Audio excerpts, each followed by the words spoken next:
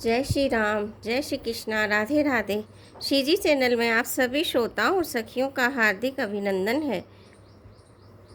पिछली कथा में हमने जाना था कि जब केवट की नाव से प्रभु उतरते हैं तो वो उतराई के लिए माता सीता की अंगूठी उन्हें देने लगते हैं, लेकिन केवट नहीं लेते हैं और कहते हैं कि मुझे विधाता ने आज सब कुछ दे दिया।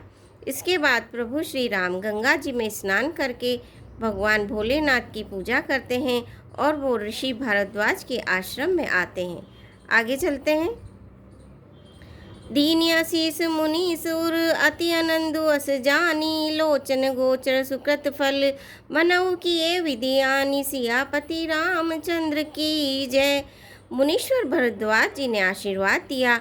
उनके हृदय में ऐसा जानकर अत्यंत आनंद हुआ कि आज विधाता ने श्री सीता जी और लक्ष्मण जी सहित प्रभु श्री रामचंद्र जी के दर्शन कराकर मानो हमारे संपूर्ण पुण्यों के फल को लाकर आंखों के सामने कर दिया। कुशल पूछकर मुनिराज ने उनको आसन दिए और प्रेम सहित पूजन करके उन्हें संतुष्ट कर दिया। फिर मानो अमृत के ही बने हो ऐसे अच्छे अच्छे कंद, मूल, फल और अंकुर लाकर दिए। सीता जी, लक्ष्मण जी और सेवक गो सहित श्री रामचंद्र जी ने उन सुंदर फल फूलों को बड़ी रुचि के साथ खाया।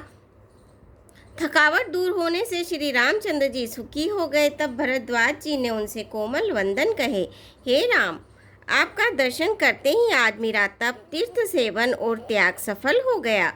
आज मेरा जप, योग और वैराग्य सफल हो गया और आज मेरे संपूर्ण शुभ साधनों का समुदाय भी सफल हो गया। लाभ की सीमा और सुख की सीमा प्रभु के दर्शन को छोड़कर दूसरी कुछ भी नहीं है। आपके दर्शन से मेरी सब आशाएं पूर्ण हो गई। अब कृपा करके यह वरदान दीजिए कि आपके चरण कमलों में मेरा स्वाभाविक प्रेम हो। जब तक कर्म, वचन और मन से छल छोड़कर मनुष्य आपका दास नहीं हो जाता, तब तक करोड़ों उपाय करने से भी स्वप्न में भी वह सुख नहीं पाता। मुनि के वचन सुनकर उनकी भाव भक्ति के कारण आनंद से तृप्त हुए भगवान श्री रामचंद्र जी लीला की दृष्टि से सकुचा गए। तब अपने ऐश्वर्य को छिपाते हुए श्री रामचंद्र जी ने भरद्वाज मुनि का सुंदर सुयश करोड़ों अनेकों प्रकार से कहकर सबको सुनाया। उन्होंने कहा, हे मुनीश्वर, जिसको आप आदर दें वही बड़ा है और वही सब गुण समूहों का घर है।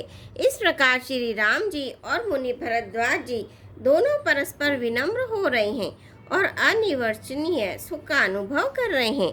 यह श्री राम, लक्ष्मण और सीता जी के आने की खबर पाकर प्रयाग निवासी ब्रह्मचारी, तपस्वी, मुनि, सिद्ध और उदासी सब श्री दशरथ जी के सुंदर पुत्रों को देखने के लिए भरद्वाज जी के आश्रम पर आए। श्री रामचंद्र जी ने सब किसी को प्रणाम किया। नेत्रों का लाभ पाकर सब आनंदित हो गए और परम सुख पाकर आशीर्वाद देने लगे। श्री राम जी के सौंदर्य की सराहना करते हुए वे लौटे।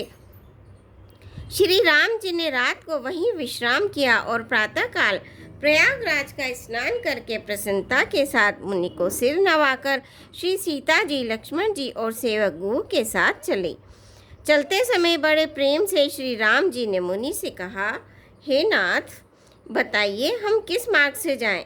मुनि मन में हंसकर श्री राम जी से कहते हैं, आपके लिए सभी मार्ग सुगम है। फिर उनके साथ के लिए मुनि ने शिष्यों को बुलाया। साथ जाने की बात सुनते ही चित्त में हर्षित हो कोई 50 शिष्य आ गए। सभी का श्री रामचंद्र जी पर अपार प्रेम है। सभी जाना चाहते हैं। सभी कहते हैं कि मार्ग हमारा देखा हुआ है। तब मुनि ने चुनकर 4 ब्रह्मचारियों को साथ कर दिया, जिन्होंने बहुत जन्मों तक सब सुकृत पुण्य किए थे। श्री रघुनाथ जी प्रणाम कर और ऋषि की आज्ञा पाकर हृदय में बड़े ही आनंदित होकर चले। जब वे किसी गांव के पास होकर निकलते हैं, तब स्त्री पुरुष दौड़कर उनके रूप को देखने लगते हैं। जन्म का फल पाकर वे सदा के अनाथ सनाथ हो जाते हैं और मन को नाथ के साथ भेजकर शरीर से साथ न रहने के कारण दुखी होकर लौट आते हैं। तदंतर श्री राम जी ने विनती करके चारों ब्रह्मचारियों को विदा किया। वे मनचाही वस्तु अनन्य भक्ति पाकर लौटे। यमुना जी के पार उतरकर सबने यमुना जी के जल में स्नान किया। जो श्री रामचंद्र जी के शरीर के समान ही श्याम रंग का था।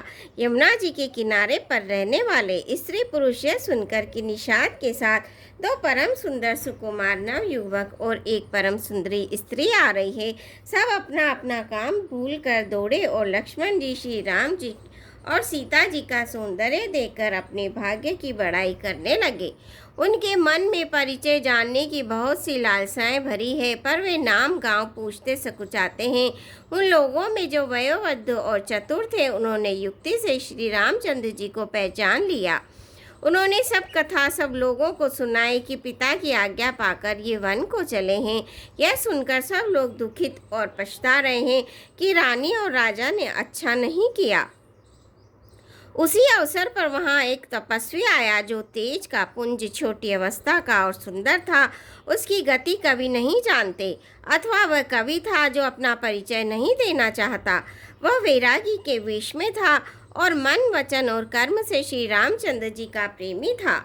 इस तेज पुंजताप के प्रसंग को कुछ टीकाकार क्षेपक मानते हैं और कुछ लोगों के देखने में यह अप्रासंगिक और ऊपर से जोड़ा हुआ सा जान भी पड़ता है, परंतु ये सभी प्राचीन प्रतियों में है। गुसाई जी अलौकिक अनुभवी पुरुष थे। पता नहीं यहाँ इस प्रसंग के रखने में क्या रहस्य है, परंतु यह क्षेपक तो नहीं है। इस तापस को जब कवि अलिखित गति कहते हैं, तब निश्चय पूर्वक कौन क्या कह सकता है। हमारी समझ से तापस या तो श्री हनुमान जी थे अथवा ध्यानस्थ तुलसीदास जी थे। अपने इष्ट देव को पहचान कर उनके नेत्रों में जल भराया और शरीर पुलकित हो गया। वह दंड की भांति पृथ्वी पर गिर पड़ा। उसने प्रेम विवल दशा का वर्णन नहीं किया जा सकता। श्री राम जी ने पैर पूर्वक पुलकित होकर उसको हृदय से लगा लिया। उसे इतना आनंद हुआ मानो कोई महादरिद्री मनुष्य पारस पा गया हो। सब कोई देखने वाले कहने लगे मानो प्रेम और परमार्थ परम तत्व दोनों शरीर धारण करके मिल रहे हैं। फिर वह लक्ष्मण जी के चरणों में लगा। उन्होंने प्रेम से उमंग कर उसको उठा लिया। फिर उसने सीता जी की चरण धूलि को अपने सिर पर धारण किया। माता सीता जी ने भी उसको अपना छोटा बच्चा जानकर आशीर्वाद दिया। फिर निषाद राज ने उसको दंडवत की। श्री रामचंद्र जी का प्रेमी जानकर वह उस निषाद से आनंदित होकर मिला। वह तपस्वी अपने नेत्र रूपी दोनों से श्री राम जी की सौंदर्य सुधा का पान करने लगा और ऐसा आनंदित हुआ जैसे कोई भूखा आदमी सुंदर भोजन पाकर होता है। इधर गांव की स्त्रियां कह रही है, हे सखी, कहो तो वे माता पिता कैसे हैं जिन्होंने ऐसे सुंदर सुकुमार बालकों को वन में भेज दिया है। श्री रामचंद्र जी, लक्ष्मण जी और सीता जी के रूप को देखकर सब स्त्री पुरुष स्नेह से व्याकुल हो जाते हैं। तब श्री रामचंद्र जी ने सखा गुह को अनेकों तरह से घर लौट जाने के लिए समझाया। श्री रामचंद्र जी की आज्ञा को सिर चढ़ाकर उसने अपने घर को गमन किया। फिर सीता जी, श्री राम जी और लक्ष्मण जी ने हाथ जोड़कर यमुना जी को पुनः प्रणाम किया और सूर्य कन्या यमुना जी की बड़ाई करते हुए सीता जी सहित दोनों भाई प्रसन्नतापूर्वक आगे चले। रास्ते में जाते हुए अनेकों यात्री मिलते हैं। दोनों भाइयों को देखकर उनसे प्रेम पूर्वक कहते हैं कि तुम्हारे सब अंगों में राज चिन्ह देखकर हमारे हृदय में बड़ा सोच होता है। ऐसे राज चिन्हों के होते हुए भी तुम लोग रास्ते में पैदल ही चल रहे हो। इससे हमारी समझ में आता है कि ज्योतिष शास्त्र झूठा ही है। भारी जंगल और बड़े बड़े पहाड़ों का दुर्गम रास्ता है, जिस पर तुम्हारे साथ सुकुमारी स्त्री है।